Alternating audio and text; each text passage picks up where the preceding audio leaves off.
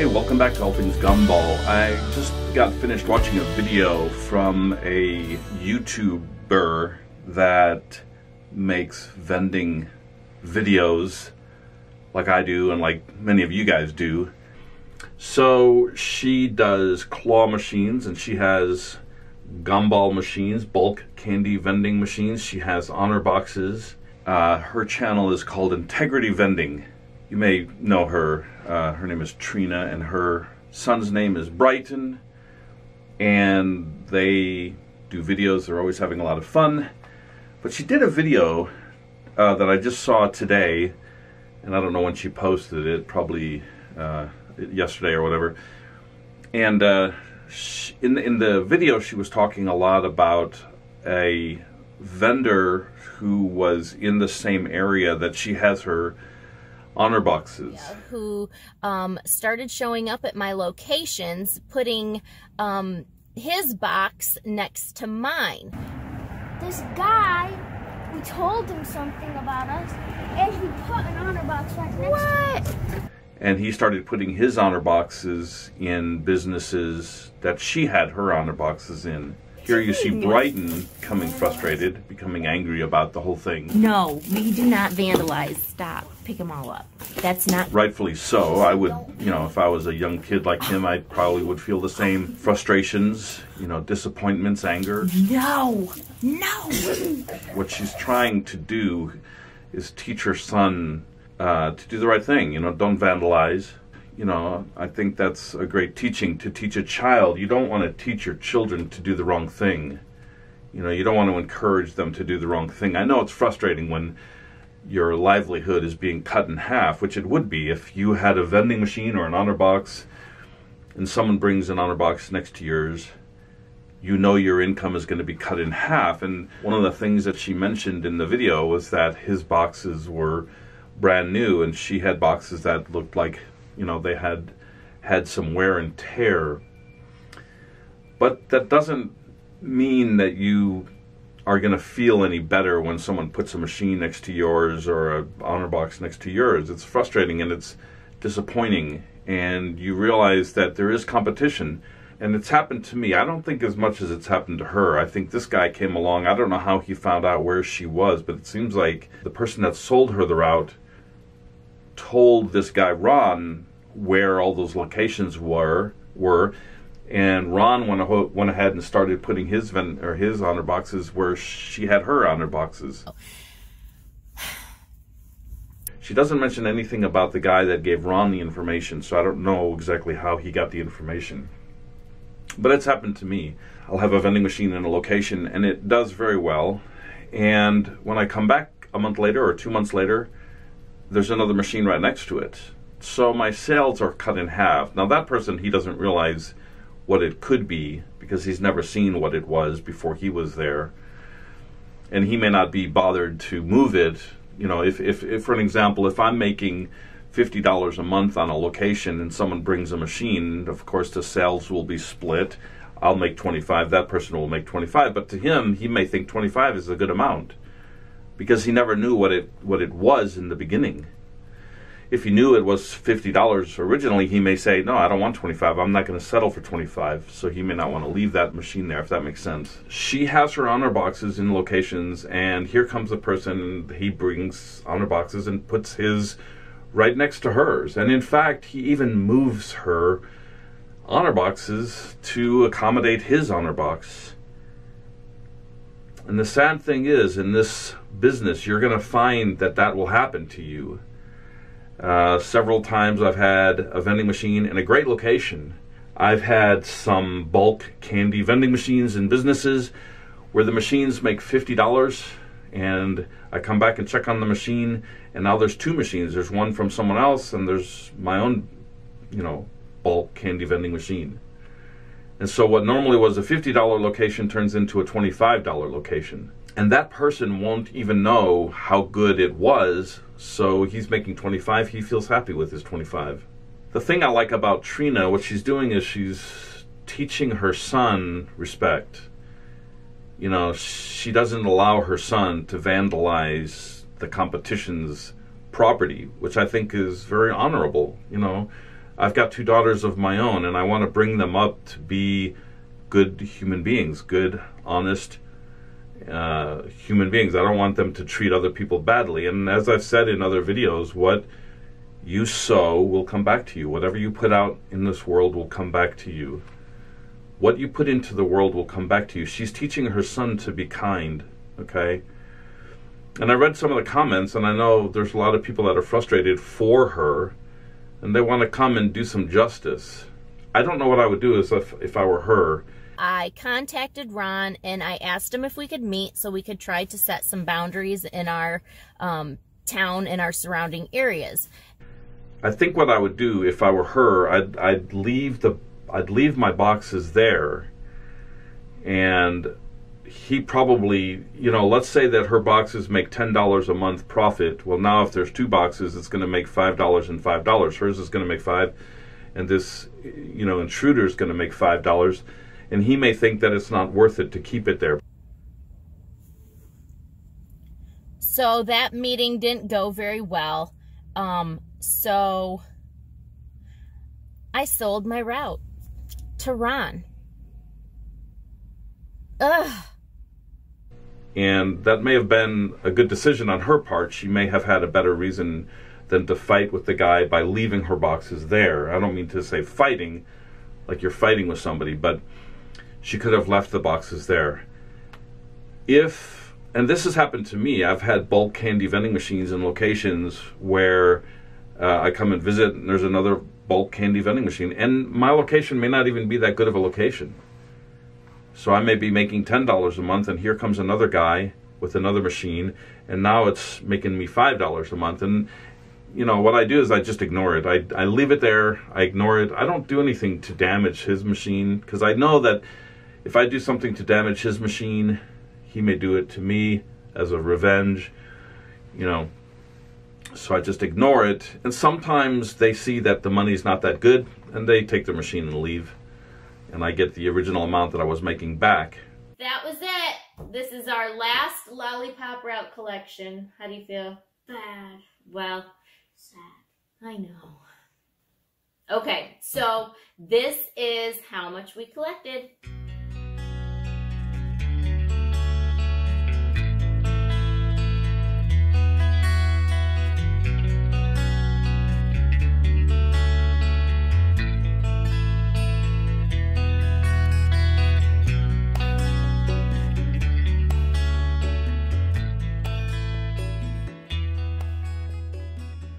One of the things that I want to mention here is Brighton seems to be doing something that I used to do. And I don't know if he's doing it I don't know if he knows what he's doing, but let me tell you what I used to do. I have 3 brothers and 3 sisters, okay? And I was raised in a pretty strict home. And every once in a while, when we'd all be sitting at the table, my mom, my dad, all my siblings and me, my dad would find that time to call out one of my siblings and start talking negatively to that child because that child did something inappropriately. And for some reason, my dad thought that that was an appropriate time to, you know, really criticize the child or punish the child verbally in front of everybody. And I thought, well, that, you know, if you're going to punish a child, shame is punishment. You know, if you shame a child, that's punishment. If you spank a child and shame the child, then isn't that a double punishment? So I thought it was kind of unfair of my dad to shame one of my brothers or sisters in front of everybody and then bring a punishment like no TV for a week or no allowance or, you know, you can't go out with your friends for a week or whatever. So he's bringing shame and humiliation at the dinner table, but then he's also adding a punishment. I remember one time when I was younger, I was punishing my daughter, and I was berating her in front of my other daughter, and then I realized that I'm humiliating her and I'm shaming her, and I thought, okay, that's the punishment. I'm not going to bring any more punishment. And then I realized I don't want to bring shame, and I don't want to humiliate my daughter as a form of punishment. Okay, so I stopped doing that. But as a young adult, when you have children, you may use shame or humiliation to, get a child to do what you want them to do because they don't want to be shamed. And when my dad would shame one of the children at the table, I might make a loud joke, or not a loud joke, but I'd make a joke in front of everybody and everybody would laugh. And two things happened because of that. My dad would start focusing on me and tell me to be quiet or whatever out of his anger. And now it seems like the anger is coming to me instead of my sibling. And in a way, I felt like I was protecting my sibling, by letting his wrath come on me. And two, once everybody laughed at the table, it was kind of, a release, and the tensions kind of were brought down to a more sizable manner. And I think that's what Brighton is doing. He really cares about his mom. You can see that it looks like you can see what Brighton is doing. He's really, it seems like he really cares about his mom. He loves his mom, I'm assuming. And he's making jokes to probably overcome what she's feeling, to help her to see the funny side of things, to laugh and not let things bother her so much. So I want to give Brighton an applause. I want to say, well done, well done, young man, for, protecting your mom and standing up for your mom and making funny jokes and making her laugh. It brings the levity, brings up the levity and brings down the irritation and the frustration. So I just want to give a shout out to Brighton for his goofy, jokey attitude. He's always bringing levity. One of the things that I noticed about this video that they made is that normally Trina is very joy-filled, and that's one of the reasons I always look forward to seeing her videos, is because she always brings a lot of joy and happiness and smiles to her videos. And in this day and age, with all the crime and political unrest and war and famine and starving dogs and so on and so forth, it's good to see something cheerful and joy-filled, and I always look forward to seeing her videos. So, to wrap up what I was saying, if someone brings a machine next to yours, for me, I would leave my machine there. And it hasn't happened. It's only happened to me maybe 5 or 6 times. But half of those times, they realize that it's not worth keeping the machine there, and they take the machine out. If your machine is staying there forever, and theirs is staying there forever, and you realize your sales are down, you can move.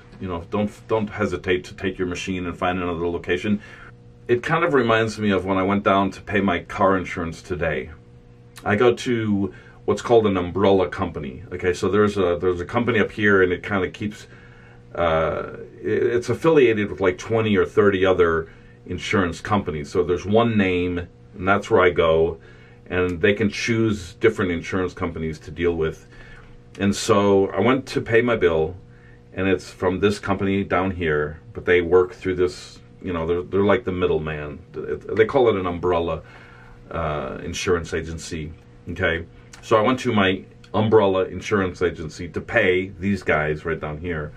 And the umbrella company said, well, these guys down here have canceled your insurance. And I said, why? They didn't know. And they said, well, normally they mail you something. Well, they never mailed me anything. And so I said, can you call these people? And they said, yes.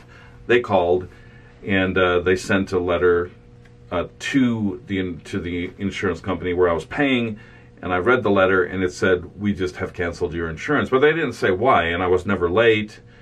I've always been on time, so I don't know what the deal was. The umbrella company started found me another company to do my car insurance. And guess what happened?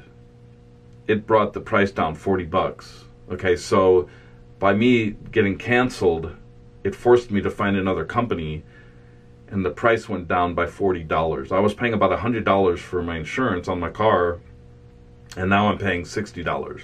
Sometimes getting kicked out of a place will force you to find something even better, okay?